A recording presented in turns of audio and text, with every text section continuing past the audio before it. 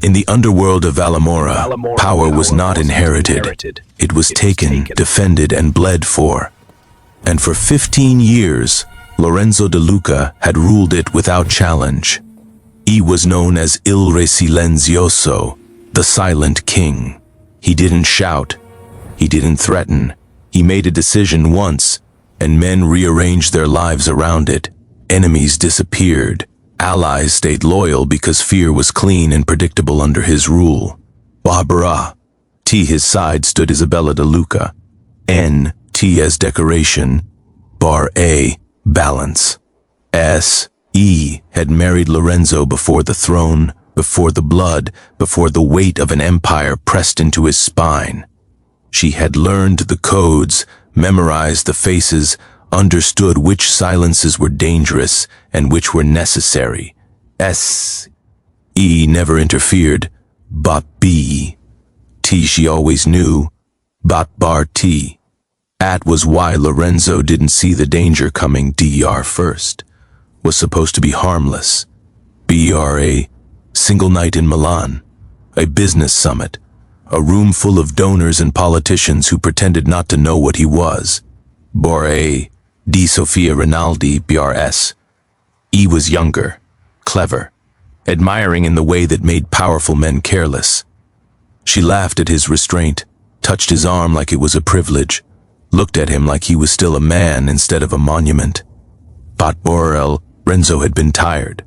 Bot first. Abella had stayed behind in Valamora, overseeing shipments and smoothing over a brewing conflict between families. She trusted him. Bar T.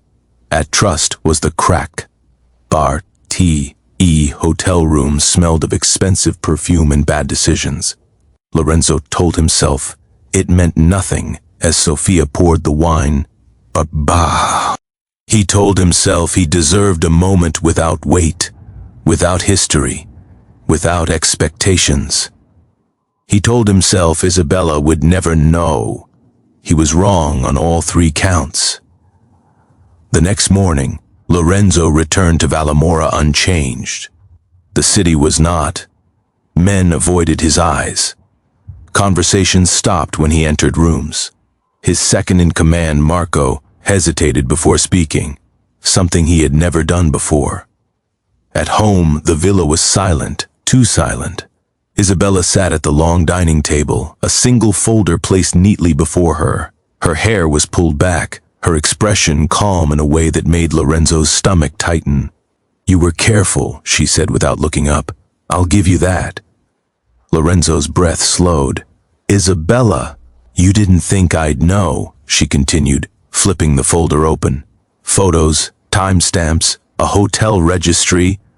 She looked up at him then. Her eyes were steady, not angry, finished. "It was one night," Lorenzo said, the words sounding weak even to himself. "One night," she repeated. "That's all it takes to prove a man believes he is untouchable." He stepped closer. "It meant nothing. That's the problem," she said quietly. "It meant nothing to you." She stood. "I didn't marry you for fidelity alone," Isabella said. "I married you because you understood consequence." She slid a second folder across the table. Lorenzo opened it. Bank movements, internal communications, votes from the council. His chest tightened. "What is this?" he demanded. "The result," Isabella replied, "of a man who forgot where his power came from." That afternoon, the 5 families convened. For the first time in 15 years, Lorenzo sat at the table without unquestioned authority. Votes were split. Support wavered. Alliances he thought unbreakable suddenly required discussion. By evening, it was done. Lorenzo de Luca remained alive. Uti, he was no longer king. Sabella stood beside the council as the decision was announced, not as his wife, but as an independent power. "You orchestrated this," Lorenzo said later, in the empty Villa Bra. "I allowed the truth to move freely," she corrected. "The same way you allowed yourself to forget who you were, Bra." E reached for her. "Bra." He stepped back. "This marriage is over," she said, "and your reign ended the moment you chose indulgence over discipline." He door closed behind her with a sound softer than a gunshot. Brr, ND far more final. Lorenzo stood alone in a house built on loyalty he no longer owned. Bar, Nanite Bahar, any decision. ND, the empire he ruled, had already begun to devour him. Bar, knew the moment he crossed the line. Da Bar, OT because of the photos, OT because of the hotel, registry. Da Bar, UT because the city shifted. BR, Alamora had always spoken to me. The silence between footsteps. The way men breathed when they thought no one important was listening. Power leaves fingerprints long before proof arrives. Berber. He night Lorenzo betrayed me. 3 men avoided my eyes. Had never happened before. Bar didn't scream. I didn't cry. Ibar didn't confront him immediately. A queen does not reveal her hand when the board is still moving. Instead, I listened. Sofia Rinaldi's name surfaced quietly, too quietly. Milan, a private suite. A donor event I had suggested Lorenzo attend because it was safe, because I trusted him. Trust is a luxury women like me cannot afford twice. I spent that night at my desk, not in our bed. By dawn, I had the truth, and by noon, I had a plan. People think power comes from cruelty. They are wrong. Power comes from timing. Lorenzo believed his authority came from fear, from reputation, from his name echoing through the underworld like a warning. But his power had always flowed through me. I was the one who kept the families balanced, who remembered grudges older than alliances, who knew which men could be pressured and which needed to be reassured. I never needed a seat at the council table. I had the room. So when I opened the books, quietly, legally, precisely, I didn't accuse. I exposed small inconsistencies first. Funds rerouted without explanation. Contracts signed without the proper approvals. A pattern of impulsiveness that hadn't existed before Milan. Men began to ask questions. I never answered them. I simply allowed them to notice. The council requested a meeting within 48 hours of Lorenzo's return. He thought it was coincidence. I watched him enter the villa that morning, confident, relaxed, careless. He kissed my cheek like nothing had changed. I let him, because when a man falls, he should fall believing he was still standing. At the dining table, I placed the folder in front of him, not as punishment, but as confirmation. His face didn't harden in anger. It cracked in disbelief that hurt him more than shouting ever could. It was one night, he said. That sentence told me everything. One night, to him, was disposable. Our marriage had never been. I didn't marry you to own you, I told him. I married you because you were disciplined. Infidelity wasn't the crime. Arrogance was. By the time the council convened, the votes were already leaning away from him, not because they loved me more, but because they feared instability more than betrayal. And Lorenzo had proven he could be unstable. When the final decision was announced, I stood, not beside my husband, but apart. That distance spoke louder than any declaration. The room understood immediately. I wasn't defending him. I wasn't destroying him either. I was removing myself. That was enough.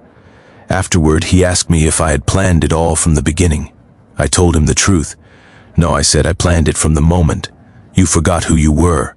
Walking away from our marriage was easier than walking away from the empire we built together. But I did both, not because I stopped loving him, because I loved myself more. Power returned to me in subtle ways after that. Calls from men who once spoke only to Lorenzo. Invitations that didn't include his name. Decisions made without consulting him. The city adjusted. It always does. And for the first time in years, I slept without listening for danger. Weeks later, I saw Sofia Rinaldi's name again. She had vanished. I didn't ask where she went. Some lessons are meant to echo. Lorenzo tried to reach me once. Just once. He didn't apologize.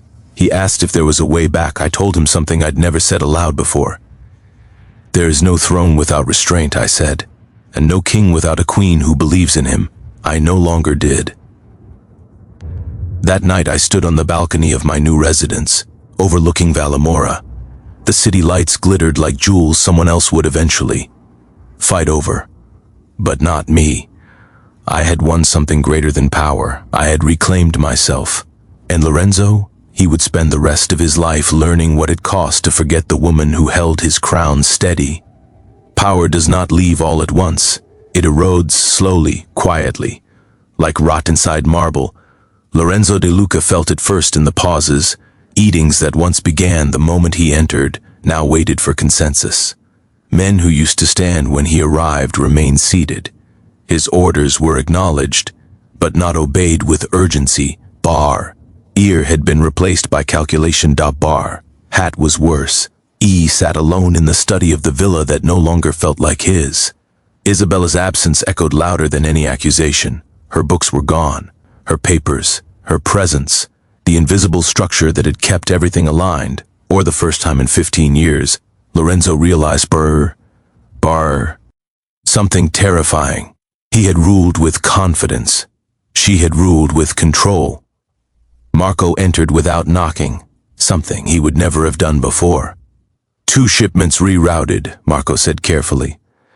Council approved. Lorenzo looked up sharply. Approved by whom? Marco hesitated. That hesitation was the answer. They're testing you, Marco added. They want to see how far they can go. And you? Lorenzo asked. What do you want to see? Marco met his gaze, but the loyalty there was altered, no longer absolute. I want stability. Lorenzo dismissed him with a gesture. When the door closed, the silence pressed in. He poured a drink he didn't finish. That night, he walked Vallamora alone. No escort, no announcement. The streets that once bowed to him now observed him. Shopkeepers nodded politely. Soldiers watched, waiting, not protecting, assessing. He realized then that his fall hadn't begun with Sofia. It had begun the moment he believed he could step outside the discipline Isabella represented and return unchanged. The first real blow came a week later. An arms deal collapsed, not violently, cleanly. The buyer withdrew, citing internal restructuring. Lorenzo knew the language. The council had sanctioned it. He stormed into the council chamber unannounced. You don't move against me without consequence, he said. The men around the table did not flinch. One of them, an old rival, smiled faintly. We're not moving against you, Lorenzo. We're moving past you. That was where. And he understood. He was no longer feared, and fear was the currency of his throne. He left without another word. That night, an attempt was made on his life. Sloppy, desperate, 2 men. Amateur timing. Lorenzo survived, but survival wasn't the message. You're vulnerable now. He killed one of them himself. Interrogated the other. The name that surfaced wasn't surprising. A man Isabella had warned him about years ago. You can't afford unnecessary enemies, she had said then. He had laughed. Now he paid. Lorenzo realized too late that Isabella hadn't merely been his wife. She had been his firewall. Without her, the predators sensed blood. Days turned into weeks. Resources dwindled. Influence fractured. Marco stopped bringing him full reports. One evening, Lorenzo found himself standing outside Isabella's new residence. He didn't knock. He didn't deserve to. He left before dawn, the answer already known. The city no longer belonged to him, and worse, it no longer needed him.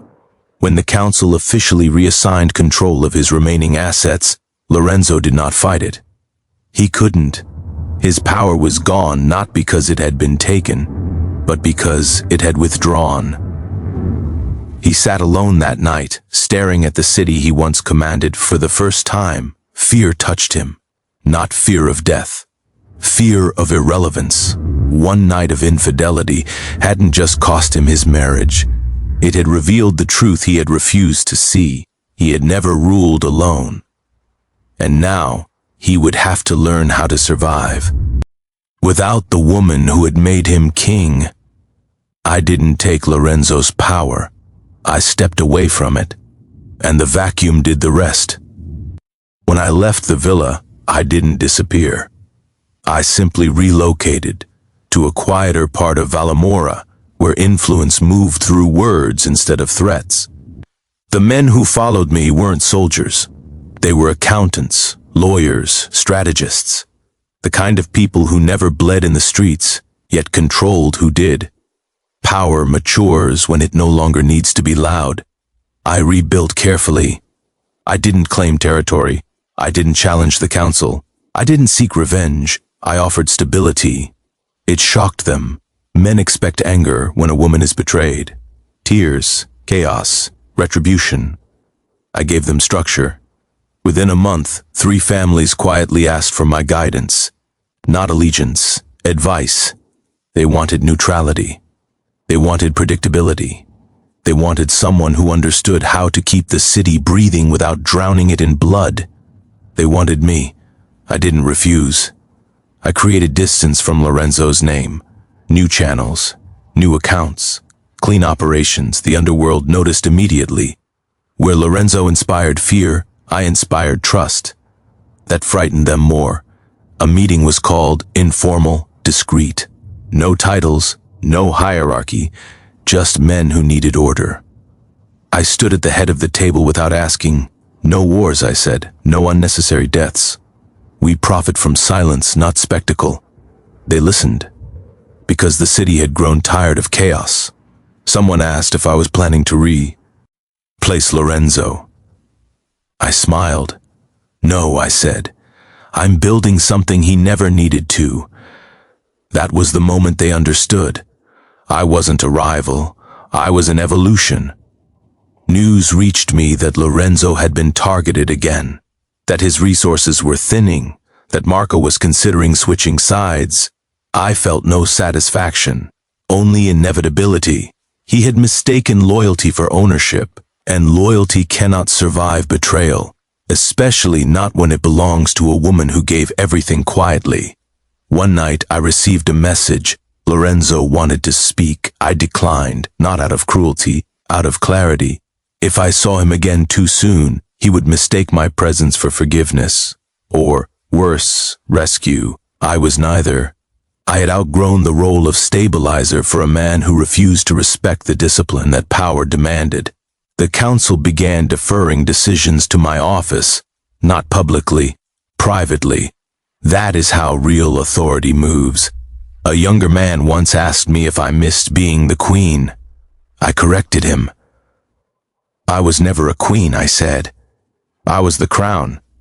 He didn't understand. He would. The city adjusted again, this time around me. I didn't need a title. I didn't need a husband. I needed respect, and I had earned it without bloodshed. One evening, as I looked out over Valamora's lights, I realized something profound. Lorenzo had lost everything because he believed one night didn't matter. I had gained everything because I knew exactly when to walk away. Power, I learned, is not what you take when you are wronged. It is what remains when you choose yourself. The city of Valamora did not announce the end of Lorenzo de Luca. Tea absorbed it. Burr. Power never vanishes loudly. It dissolves into the hands that are ready to hold it.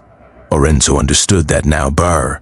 He stood on the balcony of a modest apartment, far from the villa that once symbolized his reign, watching the same streets he used to command. They no longer responded to him. No instinctive fear, no reverence, just movement. Life continuing without his permission. Bar. Hat was the cruelest truth. His city did not miss him. When the invitation arrived, he knew who it was from before opening it. Bar, Sabella Abra, OT a plea bar, OT a threat bar, meeting, neutral ground bar.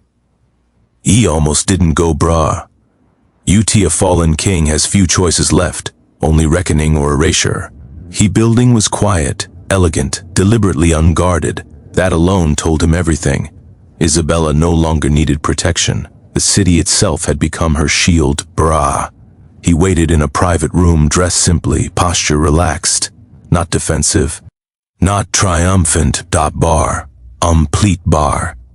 You look thinner, she said calmly, bar. So do you, he replied, bar. He smiled faintly. Freedom does that, bar. They sat across from one another, a table between them that felt heavier than steel. I didn't come to ask for forgiveness, Lorenzo said, bar.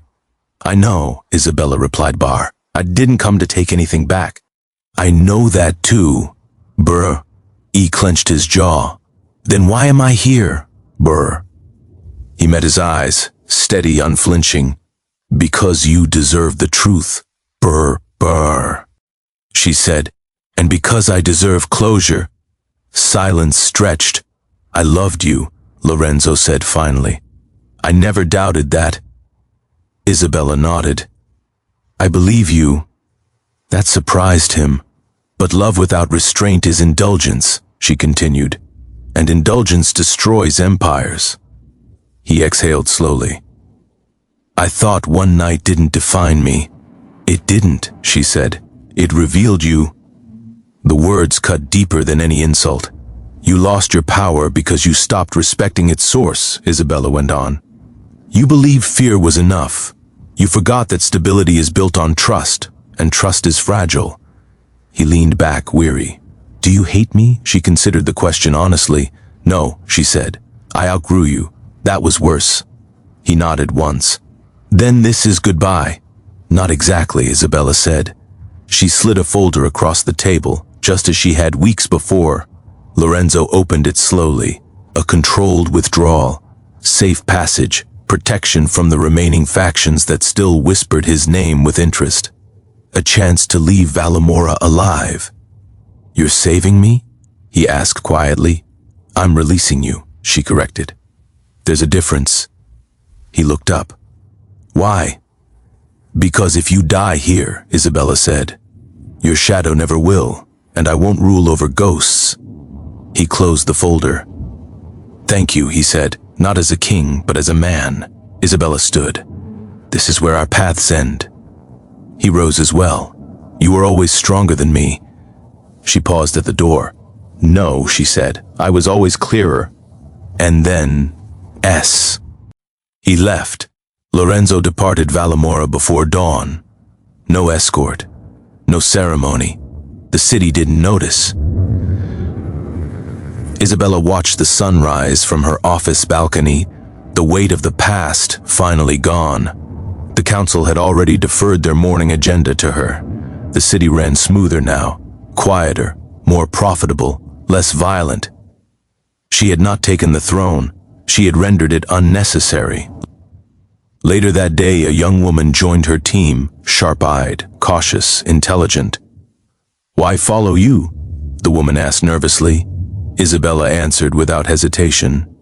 Because I don't mistake power for entitlement, she said, and I don't confuse loyalty with obedience. The woman nodded. Elsewhere, far from Valamora, Lorenzo de Luca crossed a border with nothing but a name the world was slowly forgetting. Brr. E had lost his marriage. B had lost his power. He had learned something too late to save either. Bar. King's greatest strength is not dominance. T is the woman who stands beside him until he gives her a reason to walk away. Bar. ND when she does. Bar. He crown always follows. Or stories are coming soon. Please don't forget to like, subscribe, and share. Bye-bye.